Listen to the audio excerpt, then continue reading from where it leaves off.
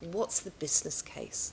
Yeah, and I think the fundamental thing here is clearly returner programs, bringing returners in generally is a good thing for society. It's a good thing for us all to be doing as businesses.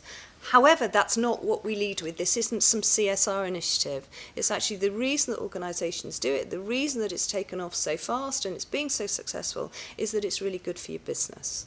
So first of all, it's a high calibre talent pool, and you will see an illustration of that shortly. The second bit is this bit about addressing skills gaps, and that's where we find a lot of these programs happening in areas like sort of tech and ops and some of the retraining, because these are areas where it's hard to get people. And, you know, clearly what's happening politically, we're going to find that even harder as well as sort of changes happen. So this is a really key issue from that perspective. Now, diversity. We focus a lot on diversity of gender because around about 90% of this talent pool is female. However, you know, there are also very, very important aspects of diversity that you are bringing into your organisations if you bring in returners. And that's what, you know, the point of diversity is not you're bringing lots of people who look different, it's this aspect of they think differently. They bring a fresh perspective. I think returners are a fantastic illustration of that. They've done different things. And actually they're bringing this whole range of life experience into an organisation. They're bringing in fresh eyes and new perspective. So very different sort of non-linear career paths bring different experience. And also this aspect of age. You know, we've got a lot of people who are coming back in their sort of 40s and their 50s. There's actually somebody who started at 61 on the EY returner programme. And they are being hugely valued by the teams they're coming into.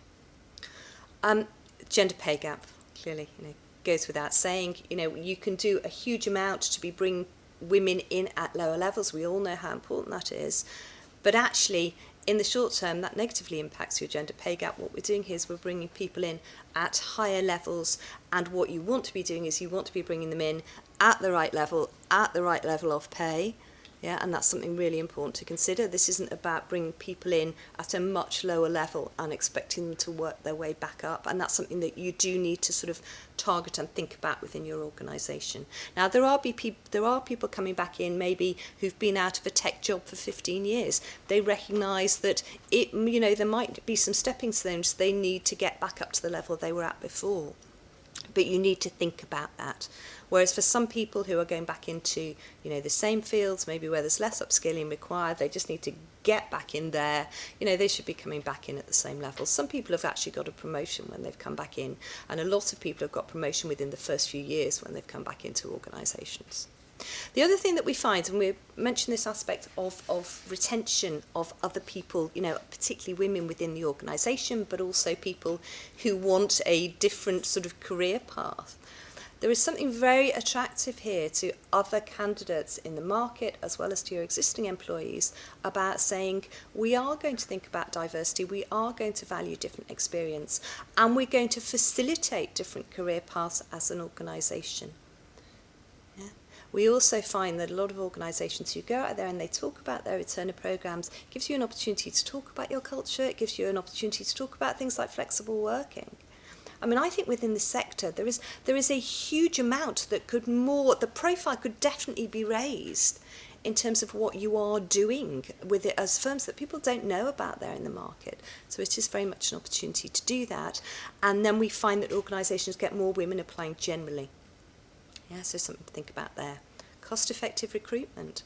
Once you've got these programs up and running, it's a cost-effective way of targeting and bringing in experienced hires.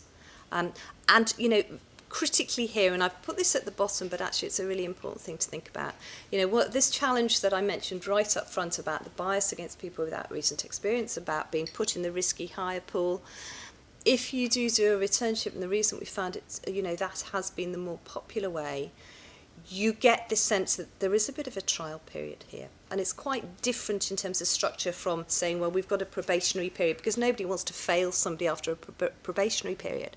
But actually, the returnship gives this opportunity to say both sides can try it out.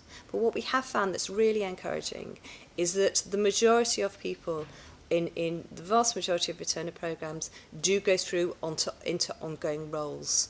I mean, the Returns to Financial Services Scotland programme that we talked about earlier, 85% of the people on that programme did get ongoing roles at the end of it.